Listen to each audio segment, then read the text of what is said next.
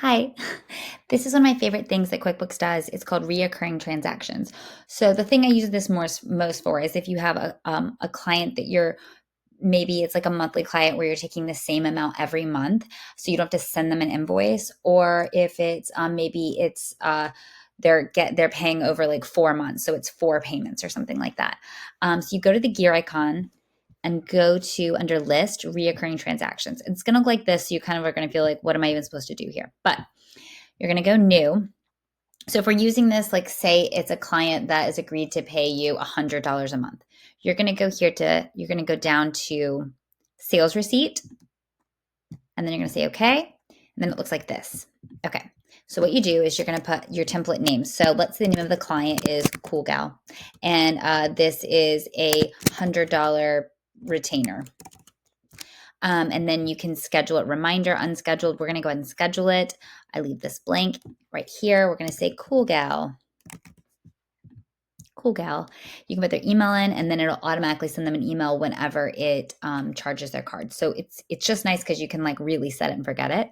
So you can choose all of this. So say it's monthly and on the 1st, and we want to start it. Let's say we're going to start it on December 1st, and we're going to end it. You can just say, if you don't have an end date, you can just say none, or you could say after, say it was a 4 payments, you could say after 4 occurrences, which is really cool.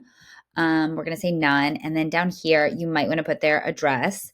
And you could do tax if it was a taxable thing.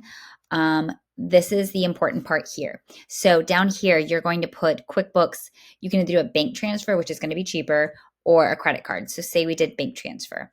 This will pop up right here, and you're going to have to enter their bank account information.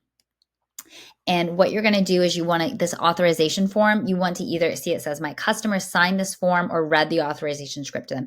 Basically, you need to make sure that they know that you're charging their card and that you have that you have a documentation of that. So their name, their phone number, their routing number, account number, you would do the account number again, and then you would check that box. Or you could do QuickBooks credit card. So you do have to have merchant services set up for this in QuickBooks, but I mean, it's free. You should go ahead and have it set up. Here would be like the credit card information. Here you would need their zip code and their address. And then you would just check the box. And then, so like down here, I could say this was for like art rental for $100 a month, no tax. You can say whatever you want in here. You can add a memo. You can do whatever.